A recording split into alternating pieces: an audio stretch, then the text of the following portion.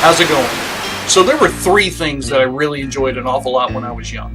1, playing baseball. 2, playing video games. And 3, watching television. So we're going to talk about one of those subjects today here on... Don't you know that you're a grown-up? No games, no puns. Not allowed if you're a grown-up. Hello and welcome to another episode of Gen X Grown Up. I'm George and I am a Gen X Grown Up. So I wanted to talk to you guys a little bit today about television, and specifically television series who have been canceled way too early. You'll remember back in the day there were only 4 television networks. There was ABC, CBS, NBC, and PBS. Now back then, they allowed television series to get a couple of seasons under their belts before they decided to cancel them due to ratings. Nowadays, however, you're lucky if you get 2 or 3 episodes before they just cancel something. And that happens way too often, and it happens to some really great television concepts and series.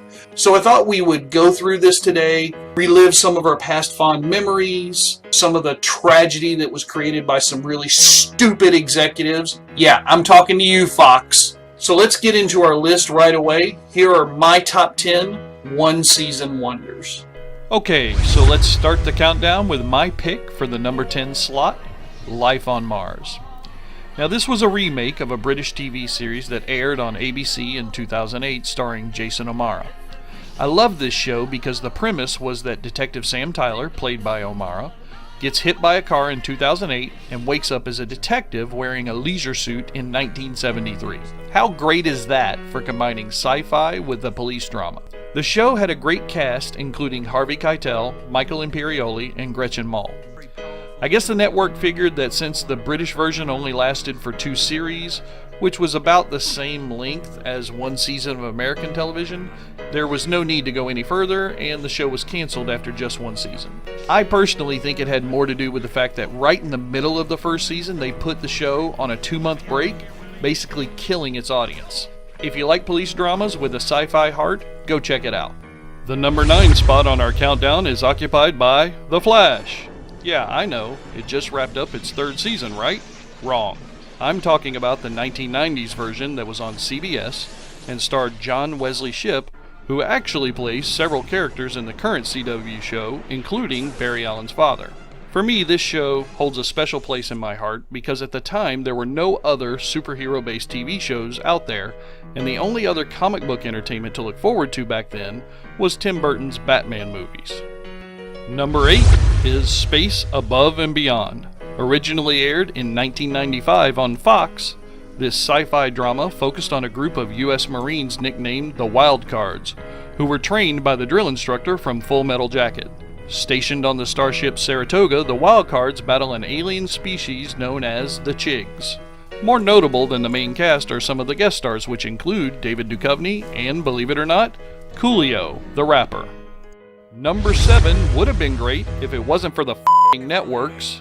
Clerks, the animated series, ran for 2 whole episodes in 2000 on ABC.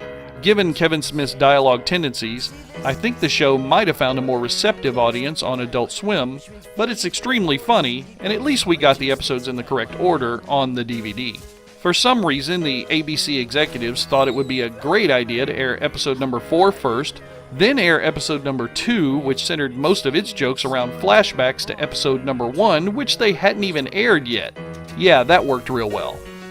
Let's jump to number 6 and the sci-fi primetime drama, FlashForward.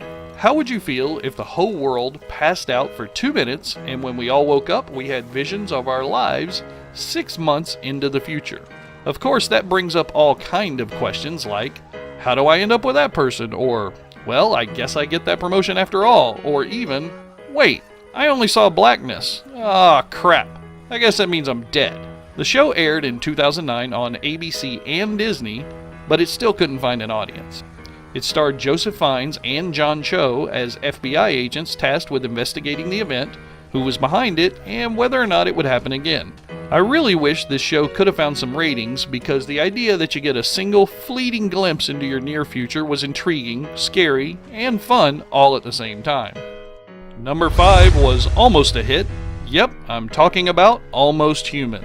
The series, which aired on Fox in 2013, centered on the year 2048 when, not unlike the film Escape from New York, crime has skyrocketed 400%, and because desperate times call for desperate measures, that means putting a combat android with every human police officer. The main characters are played by Carl Urban, who plays Dr. McCoy in the new Star Trek films, and Michael Ealy. I really thought that this show was going to get at least 2 or 3 seasons, but I guess I was giving Fox a little too much credit. Let's take a trip to number 4, where we land on Terra Nova. So here's another Fox casualty. It premiered in 2011 and focused on climate change, pollution, and time travel. Even executive producer Steven Spielberg couldn't convince Fox to give this show a chance, and they canceled it after just 3 months.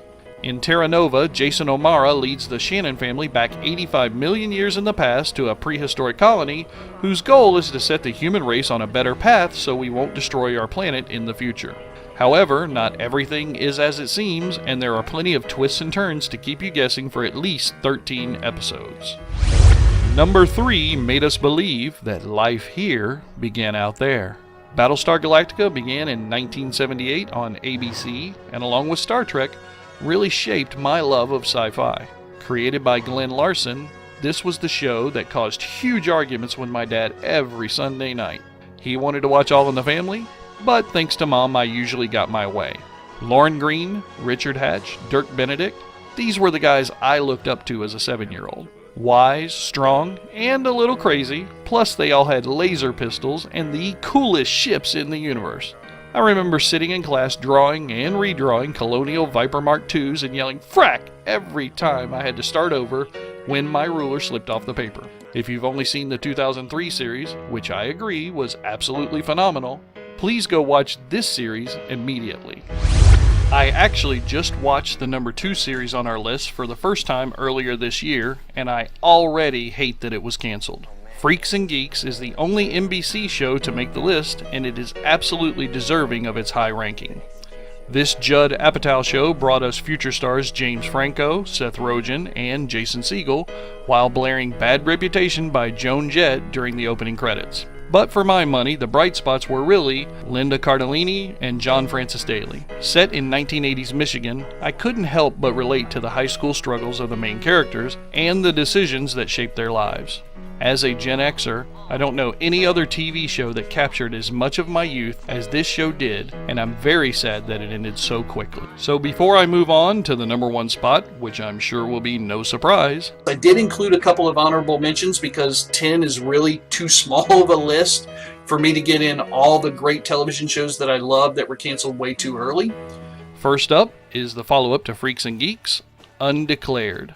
I've only watched the first few episodes, but so far, I'm really enjoying it. Not even Jay Baruchel, Seth Rogen, or Carla Gallo could save this one from the idiots at Fox. My second honorable mention is Braindead. This CBS 2016 sci-fi political comedy about alien parasites that infect the citizens of Washington, D.C., including members of Congress, starred Mary Elizabeth Winstead and Tony Shalhoub. This show hits close enough to home that, like the movie Idiocracy, it could just as easily be a documentary considering today's political landscape. Number 1, Firefly, Firefly, Firefly. Are you f***ing kidding me, Fox? I mean, really? You guys must be somewhat intelligent. You founded an entire network. Wasn't there someone who said, hey, you know what? Maybe this time we keep a show in its original time slot, give it more than 11 episodes, and see how things go for a while. The only thing left to say is, if you haven't already seen it, please do 2 things immediately. Number 1, click on the subscribe button down below so you won't miss anything else as cool as Firefly ever again, because this channel is all about cool things like Firefly. Number 2, go to Netflix or Amazon or anywhere that sells DVDs and start binging right now. If you're a fan of great TV, you'll love this. If you're a fan of great sci-fi, you'll love this. If you have a soul at all, you'll love this. Well, there you have it. My top 10 one-season wonders. I hope you enjoyed the episode, and if you did, do me a favor and click on subscribe and like down below. It would really help. And if you have a moment, if you did enjoy the video, go ahead and share it out on Facebook, Twitter, Tumblr, Instagram, and all those different social media platforms, so that way we can get more people in front of our content, more Gen X grown-ups just like you and me.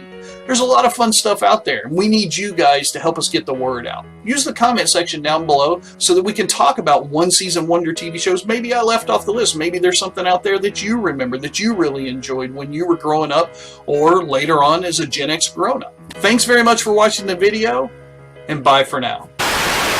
Don't you know that you're a grown up? No games, no puns.